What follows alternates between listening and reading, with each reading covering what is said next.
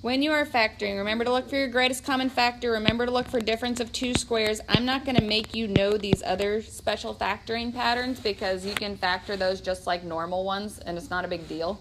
Difference of two squares is really the only helpful one for you on that. We're going to change slightly, and we are not going to be using the X method or the box method necessarily. We were struggling with the box stuff, generally speaking.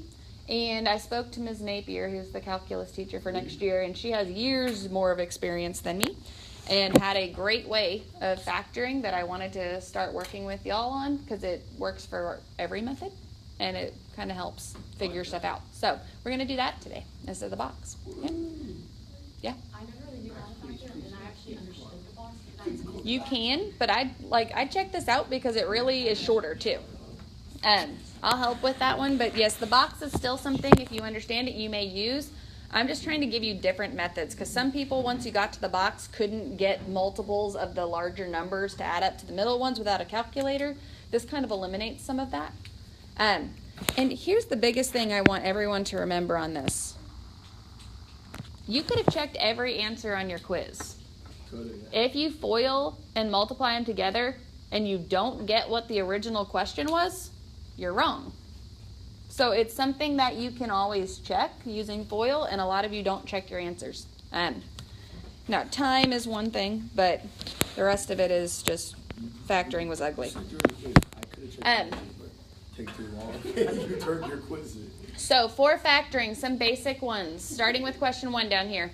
Always, always, always look for a greatest common factor first. So for question 1, my greatest common factor is 3x. I just want to mention here, when you are factoring, you are essentially dividing each term by that greatest common factor. So that's the actual operation that's being done, mathematically speaking. That 3x goes out front. To see what is left, you divide. What is 3x squared divided by 3x, or what does that leave? X minus what? 5. Can I do anything with that x minus 5? No. So you may leave it. Sometimes that's all you can do in factoring. There was a question like that on your quiz. There was only one thing you could do, and it was take out a greatest common factor, and that's okay. That's still factoring. Okay? Sometimes, yes, ma'am? If you were solving that, would that be x equals 0? Yes. If you were solving that, you would set the 3x equal to 0 and the x minus 5 equal to 0, both. Yep. On question 2, where would we start? Greatest common factor is what? 6. Then when you ask yourself, am I done? Your answer for this one is what? No, because that is known as a what? Difference of squares, which is x and x. What goes in the parentheses with your x's? Plus 2 minus 2, the square roots. A lot of people, when it said in the directions to factor, went ahead and then solved, so you did too much work on that section. If it just says factor, you do not have to set them equal to 0. You may just leave your answers here. If it says solve, then you want to go to x equals. Okay? Can you show us how to solve, like, whenever there's a GCF in front of the 2? If this said to solve, can you actually set 6 equal to 0 and solve anything? No. The only time you actually need to set your greatest common factor equal to 0 is when it has an x in it. So that would be like this first one. That you would have to set equal to 0. So that would be just 0 and then right. X equals 5. Yes. So if there's a GCF into like parentheses full of factor numbers, then you'd have 3 answers. Yep. Okay. Yep. All right. Now, we're going to finish up these next 2 real quick before we talk some of the other factoring methods that we're talking about here. On something like 3, I want to review real quick. If I'm guessing and checking on 3, which is how we always did ones like number 3, first, how do you tell what your signs are in here? By the signs on the beans. We look at this. If that is a minus sign, what does that tell me about my signs? One positive, one negative. One of each. It doesn't matter which one you put where. Then we say, okay, first term. What times what gives me x squared? X and x. Then we do the last term. What multiplies to give me negative 24 that at the same time adds to give me negative 5? Negative 3. -8, +3. That is similar to what we are going to do for any ones even with leading coefficients. Okay, but we'll talk about how to do that in just a second. There's ways to eliminate possibilities and a smart way to go about it. But we'll do the last couple before we get to 6 and do that. Okay? Try on your own paper to do number 4 and 5. 4 should be very, very, very quick. Because 4 is known as a what? Difference of squares. So we're going to do our parentheses and signs first. I'll draw my parentheses here. I can find out my signs from here. The last sign being positive tells me both of my signs are the same. Then I refer to the sign in front of it to know what those signs are. Since they are both positive there, that means both of them are positive here. Any issues with step 1? All right. Step 2 is to factor the first term only. And I'm going to make a little note here for you. We are going to use the closest factors first. And I'll tell you what that means in just a second. So, when I do this, I look at the first term, which is 4x squared. And I ask myself, okay, I've got options for 4x squared, right? What times what gives me 4x squared? 2x and 2x, or 1x and 4x, right? So when I say closest factors first, I mean the ones that are closest together numerically. So that means for this one, what am I going to use first? 2x and 2x. Always use those first ones first. Any issues with that? If that doesn't work, then we will go back to the 4x and the 1x. Okay? So then, step 3 is basically the same as that one, but we're going to do the factor the last term. Same thing, we're going to use the closest factors first. So when I look at the last term, now I'm looking at 9. I have possibilities for 9. What are they? 3 and 3, or 1 and 9. Now when you use these, here's the key to this. You may choose which ones to put in which parentheses. Here, if we choose 3 and 3 first, it doesn't really matter, right? Because they're the same.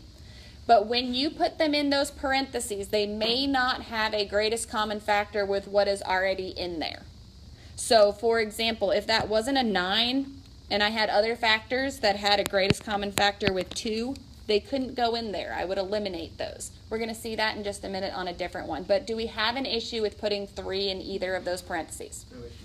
No issue, because there is no greatest common factor for 2 and 3. If you're trying to find a number that doesn't have a great common Yes.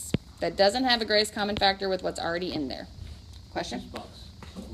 You can if you want. This will turn out to be faster if you work with it. I will tell you that. But our last step 4 is to check. Okay? Now to check, you can FOIL the entire thing, but that would waste your time. We have already made sure that the first terms work and the last terms work. So instead of doing all of FOIL, what could I do to check?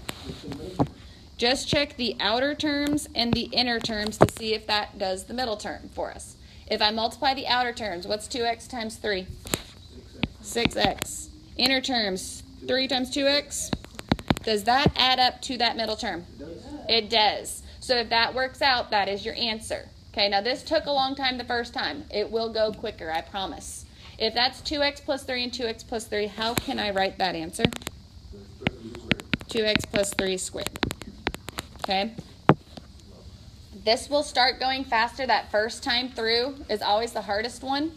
But I'll show you a couple examples where it will be faster to do this than box. And you'll see actually when we go over your quiz at the end, which is why I'm giving your quizzes back at the end, you'll see on some of those factoring ones on the quiz that this could have worked faster for you. Okay? Flip to the back. Let's try that again. Okay, so let's go through our steps a second time here. Parentheses and signs first. So, reviewing those signs. The fact that this one is positive tells me what? They're the same. The fact that the front one is negative tells me they are both negative. Now, factor the first term. You only have one option for 5x squared. What is it? 5x and 1x. It never matters which one you choose to put where, because we can always switch things later. Then when we go to this last term, I've got two options for 6. What are they? 2 and 3 or 6 and 1. Which ones do we start with? 2 and 3. If 2 and 3 didn't work, we would take them out and replace them with 6 and 1. We only know when it works if we add it at the very Yes. Now, frequently what you will see is the closest ones will usually work. So it's not a lot of times that you actually have to take them out and try again. So if I have 2 and 3, does it matter where I put 2 or 3? No, because 2 doesn't have a greatest common factor with 5x or 1x, and neither does 3. So you can put them wherever you want. Now, keep in mind you're wanting to add up to negative 17 in the middle. So where might be good to put something? The 3 with the 5. The 3 could go here because I know that's going to multiply by the 5, and that's going to get negative 15, which is going to get me pretty close to that negative 17, right? So I'm going to try that first. 3 there, 2 there. If it was, if you just put the x in front, would that mess up the whole thing? If you put it up front, you're just not going to get that 17 in the middle, and then you just switch them. So let's say we didn't think about that first, and I did this. I would say, all right, that's negative 10, that's negative 3. Does that give me negative 17? Nope. All right, so go back a step, switch them. Yeah, see, I feel like I would put the 6 and 1, but if I saw it. So never try the 6 and 1 first. Just, yeah, always start with your 2 and then switch them, then go back to the 6 and 1. Okay? So if I try this, 5 and negative 3 gives me negative 15. Negative 2 and x gives me negative 2x. Does that add up to negative 17? Yes, it does. You will get quicker at seeing which ones to put where because you know you're going to be multiplying them. It gets faster in your head as you go. So just remember, try the closest ones first. If they don't work in the positions you put them in, then switch them. And if those don't work, then go back to the other factors. Okay? Let's try that again with 8. Parentheses first. And signs. Because that 12 is negative, what does that tell me? Different. Doesn't matter which one you put where. Okay? Then what do I factor? The 3x. I've only got one possibility. Again, it doesn't matter which one you put where. I just pick one to start with, 3x and 1x. Now, when I go to that 12, I'm looking for factors of 12 that are closest together. What would I start with? 4 and 3. Okay? This is the first time that greatest common factor thing is going to matter. If I try 3 and 4, it matters which one I put in which parentheses now. Where can I not put 3? I can't put 3 right here. Why? Because it has a greatest common factor then, and that would have been something I should have taken out at the beginning, which we didn't miss that. Okay? So we can't put the 3 there. That means I must put the 4 here and the 3 here. Right? Okay? So now let's check. Multiply those gives me what? What does this give me? Negative 9x. Multiply these, that gives me 4x. Does this add up to 5x? If it adds up to the right number, wrong sign, what's the easiest way to fix this? Switch your signs. That's it. So anytime it adds up to the right number, wrong sign, all you do is switch your signs, and it will add up to the right number.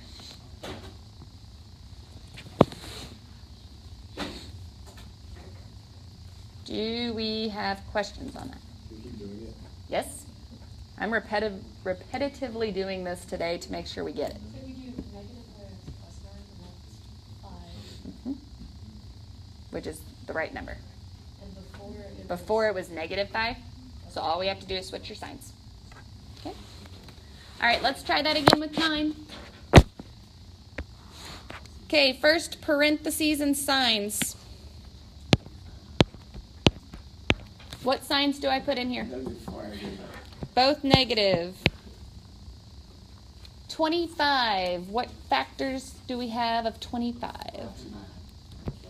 We're going to start with 5t and 5t because those are the closest together. Secondly, what multiplies to give me 121? 11 and 11. We'll start with those. If I do the outer terms, what's 5 times negative 11? Negative 55 for both of them. Does that add up to negative 110? Yes, it does. How could I write this answer? 5t minus 11 squared. All right. I would like you to try 10 real quick on your own papers. Once you've checked those two, let's talk 12. What do we check for first? Okay, which this has what? 3. Shh. Now, on this one, when we go through this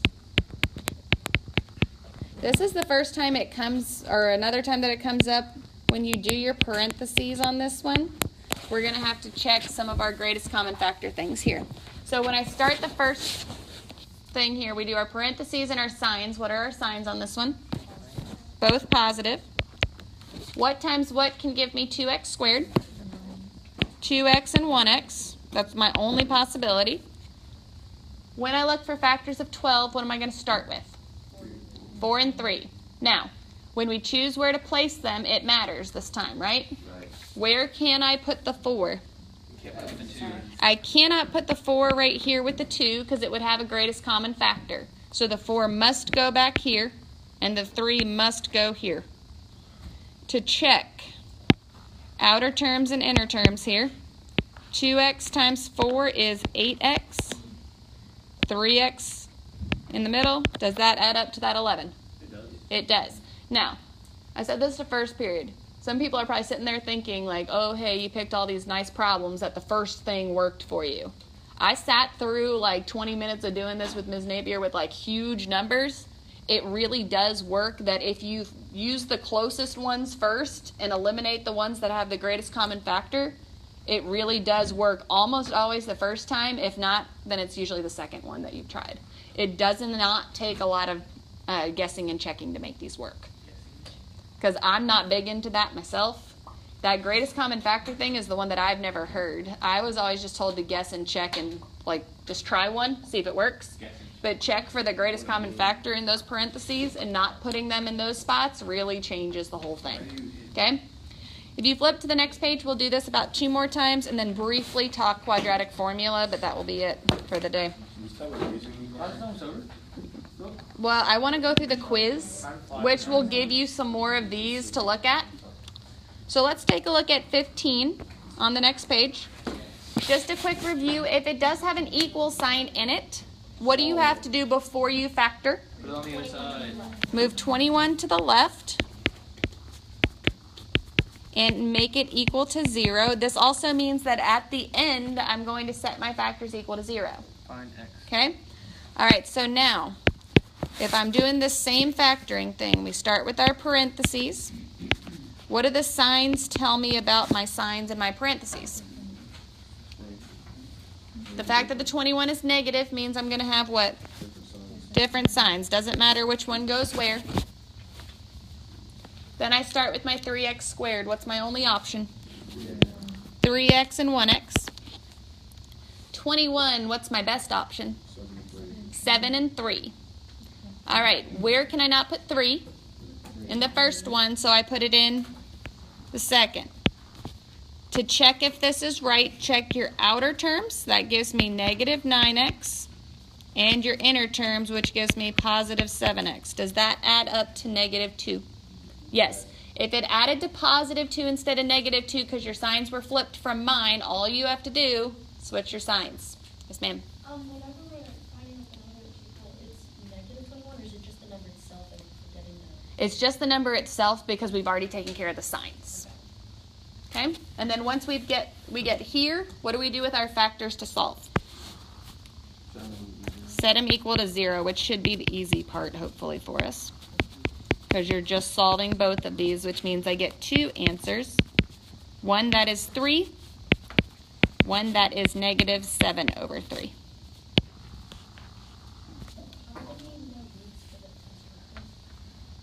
Roots are just x-intercepts or your solutions like this. It's just a synonym for that. Anytime you see roots, x-intercepts, zeros, or solutions, all 4 of those mean the same thing. X-intercepts or answers. Just like zeros. Because zeros is the factor, Mhm. setting that to 0. Mhm. So then roots is the same thing. Same thing. setting values. Yeah. All right, last one we are going to do together is 16. 16 has a typo in it, though. 16, it needs to be positive 30 and positive 34 there. Switch those signs before we get started, because I already know from the last class it doesn't factor if you do that. So we're going to fix that before we get started. Before I can solve that one, I need to move everything to what? One side. One side. So I keep my 2x squared. Make it 7x. Subtracting the x makes it 7x. And subtracting the 34 makes negative 4. 0. So again, when we get started, the fact that that is a negative 4 tells me what about my signs? Could be negative, both same, different. One of each. Sorry. What gives me 2x squared? 2x and x. What possibilities do I have for 4? 2 and 2. Now, here's our first time that we run into this situation, which is why I wanted to do this. What's wrong with 2 and 2? Can I put either of them right there? No. So that eliminates 2 and 2 altogether. So this is the first time we've run into the set where the first two don't work.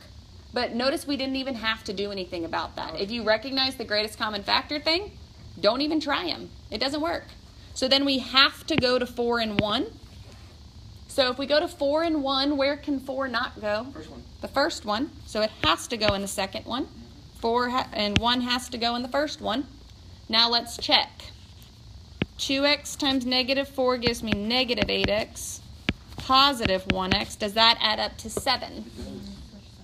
Okay, it adds up to negative 7, so what do I have to do? Just flip your signs. Then what do I do with my factors? Set them equal to 0 and solve. 1/2 negative. So I get two answers. X is equal to 1/2. X is equal to negative 4. Yeah. Is this factoring stuff kind of helping with that? Some people, if you don't like it, that's totally up to you. Some of you are really good at another method, and that is totally fine. I'm just trying to help some people. The box wasn't working out super well for some people, or the X method. I think it's like slower on like normal numbers, but when it gets like higher, bigger numbers, then it's better. We, like, when we sat down and did this, and Ms. Napier showed me this the first time, she did like real big numbers, like ones that if I did the box and had to multiply the first and the last, it was giving me like hundreds. And that takes you a long time to go through all of those factors to see what adds up to the middle. So this is a lot faster with big numbers. If you practice this, you get really, really quick. You will have to know the quadratic formula. Most of us know the little song that you can sing in your head if you need to. Don't ask Mr. Helm. This is page 95. Real quick, we're going to do 3 examples on this before I go over your quiz, if I have time. On this, you need to move everything to one side first. So that means subtracting that 12 so that it equals 0. You need to know what your A, B, and C are. You do not have to write that out. However, the more things you show me on your work, the easier it is. Like, let's say you did this real quick and you just moved the 12 to the other side without subtracting it. Well, if you show me your A, B, C, or your standard form, it's a lot easier for me to see that you just did something stupid there and missed a negative than it is if you just like plug everything in without showing me that. It's up to you how much work you show, but like I said, the more you show me, the more I can tell what you did. That helps. So when I plug this into quadratic formula, negative b will be negative 1 plus or minus square root of 1 squared minus 4 times 1 times negative 12 over 2 times negative, or times just 1. I always show this step, if nothing else, just because it's showing me what you're plugging in. And again, if you miss a negative there, that screws up your whole answer. But if you don't write that down for me to see, I can't see what you plugged in. It doesn't really help. Also, this stuff will be without a calculator, which is actually good for you. Okay? And here is why. Because a lot of you would just go throw this in your calculator and tell me it's like some decimal answer, which we never do with these. You'd be shocked by how many people immediately want to give me a decimal on this. All you have to do on this to simplify. Step 2, I'm simplifying the number under the square root. along with the number on the bottom of the fraction. So we're going to work through the square root thing one at a time. Remember, order of operations says square first, which gives me 1. Then I do -4 times 1 times -12. What's that going to give me? 48. Positive 48. I'm then going to add those numbers together, which gives me what? 49. Now, before we go through solving the rest of this stuff under the square root, and this doesn't come up a whole lot in my class, but you will see this on SATs and ACTs. This is called the discriminant. Okay? You may have learned this previously. The discriminant tells me the type of answers I have. So just by, without even finishing this out, because this number is positive, that tells me I have 2 real answers. If that number is 0, that tells me I only have 1 real answer. If that number is negative, it tells me I have 2 imaginary or complex answers, which means I'll have I's. Okay? So just that number alone will tell me what kind of answers I have. Because that number is 49 positive, it tells me I have 2 real answers here. Then I can just finish this out. If you can't simplify the square root nicely, you'll just take what you can out and reduce. In this case, we can. We do know the square root of 49 is what? 7. If you can take the square root nicely, that means you can get 2 very nice answers for this. What is -1 plus 7? 6. And when I divide by 2, that gives me 3. What is -1 minus 7? 8. -8. And when I divide by 2, it gives me -4.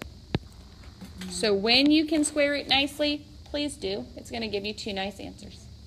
Are there any imaginary answers on our homework? There could be. Yes, ma'am. If you don't have a b value, you just put 0. And Yes. If there is no b value, you put 0 in there. I mean, like, do you want us to show it in our work, or you just? You don't have to show it out front. I would show it when you plug it in here, just to have it there. If you don't do it, I can tell what you're doing. So it's totally fine if you don't put it in there. But I'm just going to do one more, I think. Show one that doesn't square root nicely, because the rest of them are pretty similar. On 4, we'll do 4 together. We'll do the last one there. 4, we're going to move everything to one side. So I would start by moving the 7 and the 2 to the left. So that means that it's going to say 3x squared plus 2x minus 7. I would at least show that. You don't have to say what A, B, and C are. I know you can pull that out of here. So when I plug this into the quadratic formula, negative b is going to be -2 plus or minus square root of 2 squared minus 4 times 3 times -7 over 2 times 3. Again, in the second step, I simply simplify the square root, and I simplify the number on bottom. So when I go through the square root, first thing I do is 2 squared. What's that give me? 4. Then I do -4 times 3 is -12. -12 times -7 gives me positive 84. And that means that's going to combine under the square root to give me what? 88. Can I square root 88 nicely? I can't, but it's still a positive number, which means I'm going to have 2 real answers. That just means I'm not going to have like 2 real nice answers, just real. So what goes into 88 that I can square root? 4, which is 4 and 22. I take the square root of 4 and I take it outside, which means outside the square root I have a 2. Inside the square root I have a what? 22. On the bottom I still have 6. Yes, we can. Always check if all the numbers outside divide by the same number. Ignore what is inside the square root. You do not reduce that. If you have to tell yourself that 22 is in a little cage and it cannot come out, you can't touch it, it's stuck in there, tell yourself that. Don't reduce the number inside the square root, please. Yes? So, before that, can't you reduce 88 Nope. Because 22 only divides into 2 and 11, which doesn't help us. Sorry. So on the outside, you just ask yourself, did those three numbers divide by the same number? Yes, they all divide by 2, which makes -1 plus or minus. You can choose to write a 1 out in front of the square root, but you don't have to. And then a 3 on the bottom. But either way, a 1 there or not is perfectly fine. That's still considered 2 answers because there's a plus or minus there.